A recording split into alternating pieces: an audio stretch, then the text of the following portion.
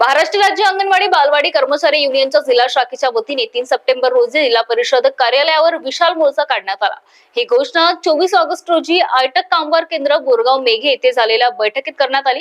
बैठकीला जिल्हाध्यक्ष विजया पवाडे यांच्या अध्यक्षतेखाली तर राज्याध्यक्ष दिलीप उटाणे यांच्या प्रमुख उपस्थितीत घेण्यात आली। अंगणवाडी कर्मचाऱ्यांच्या मुख्य मागण्या FRS चेहरा ओळख प्रणाली नेटवर्क नसणे, रिचार्ज व प्रशिक्षणाचा अभाव, लाडक्या बहिणी योजना व मातृत्व वंदना योजना, जबाबदाऱ्या वाटल्या पण मनुष्यबळ व साधन संपत्ती नाही, ग्रॅज्युएटी पेन्शन व आजारपणाची रजा, सर्वोच्च न्यायालयावर शासन निर्णय असूनही अंमलबजावणी नाही, स्थानिक प्रलंबित मागण्या, पोषण आहाराचे वितरण जुन्या पद्धतीने सुरू ठेवण्याची मागणी।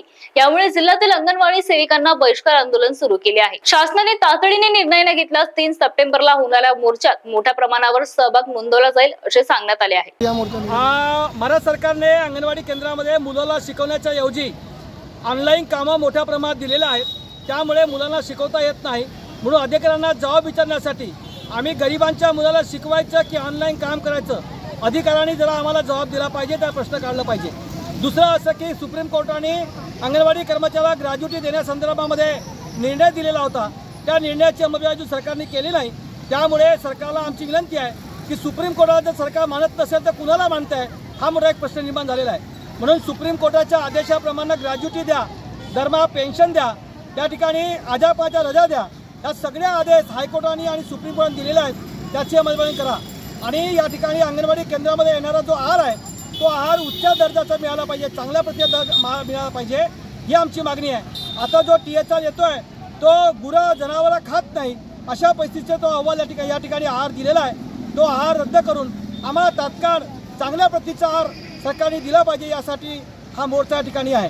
दुसरं असं की मंत्रालयात मागच्या 4 बैठका झाल्यात, 4 बैठकीमध्ये अंगणवाडी कर्मचाऱ्यांना सेविकांना 5,000 रुपये आणि मदतसाला 3,000 रुपयाची भरघोस वाढ केली असं जाहीर केलं, परंतु त्यापैकी फक्त सेविकाला 3,000 रुपये आणि मदतसाला 2,000 रुपयाची वाढ मिळालेली आहे। ते संपूर्ण केलेली वाढ या मदतसाला थकबाकीसह मिळावी अशा पद्धतीची मागणी या ठिकाणी केलेली आहे। दुसरं की वर्धा जिल्हा परिषदच्या आस्थापनेवर ह्या काम करतात, या ठिकाणी मागच्या 2017 पासून त्यांना TABL दिला गेला नाही, हेही स्थानिक प्रश्नाला विचारण्यासाठी म्हणून या ठिकाणी हा मोर्चा आयोजित करण्यात आलेला आहे। महाराष्ट्र TV 24 करिता संतोष देशमुख, वर्धा।